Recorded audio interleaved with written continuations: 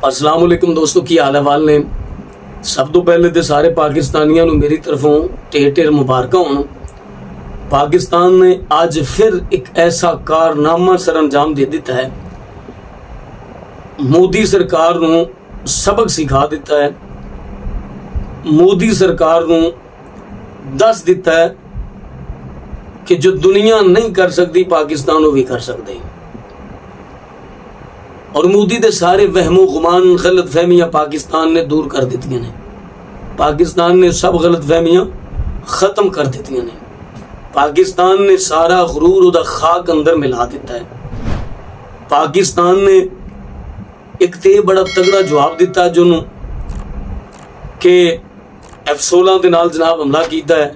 पूरी दुनिया ने गूंज सुनी, पूरी दुनिया को पता चल गया कि हराम मच गया, सफ़े मातम बिच गया भारत अंदर। और दूसरा बड़ा काम पाकिस्तान ने किया है कि इंडिया दी एक और पायलट, खतून पायलट पाकिस्तान ने गिरफ्तार कर लिए और त्यारा भी जिहड़ा है वो मार के ते थले सड़ दिता है और दस दिता है दुनिया नूं कि दुनिया दे अंदर पाकिस्तानी अपने मुल्क दा दिफा करना जानते हैं। और फिर फ्रांसी कंपनी जिन्हें इन्हां दा बड़ा तगड़ा जहाज से जिदे उत्ते बड़ा मान ते बड़ा गरूर ते बड़ा खबर सी, रिफाइल हैं। पहले तो जनाब जो पाकिस्तान ने डेगे त्यारे मौसूफ हराम मनन तो इनकार कर दिता।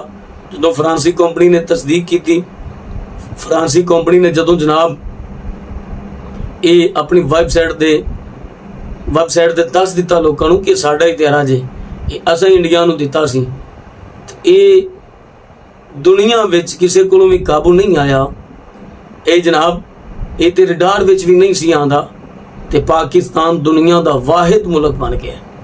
ये मेरा वतनी अजीज दुनिया का वाहिद मुल्क बन गया जे जिन्हें रिफाइल त्यारे नूं इंज डेगिया जिवें मच्छर नूं डेगिया जाता है।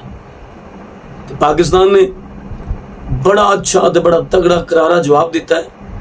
हुण मोदी दी जनाब लत्तां कंबल लग पईयां ने कि पायलट मेरे गिरफ्तार हो गए हैं ते जिहड़े मेरे वो त्यारे सन जिन्हां दे उत्ते मैनूं जनाब बड़ा भरोसा ते बड़ा यकीन सी वो भी डिग पए। फिर उस दे नाल नाल जनाब उहदे नाल नाल लितर पौला भी मैनूं चंगा बच गया। एयर बेसां मेरियां बर्बाद हो गईयां हैं। बिजली का निज़ाम साडा दरम बरम हो गया, मोदी नूं पता है। फिर उस दे नाल नाल जनाब मोदी नूं ये भी पता है कि पाकिस्तान ने अज किड्डा तगड़ा हमला किया है, चौकियां भारत दियां तबाह कीतियां, बिजली का निज़ाम उन्हां दा दरम बरम किया, सारा कुछ खबर सारा कुछ पता है। हुण इंडिया वाले ये मोदी सरकार सिर जोड़ के बैठे ने कि किसी ना किसी तरीके नाल पाकिस्तान को माफ़ी मंगी जाए। माफ़ी तो हुण किसी गल नाल ही मिलेगी।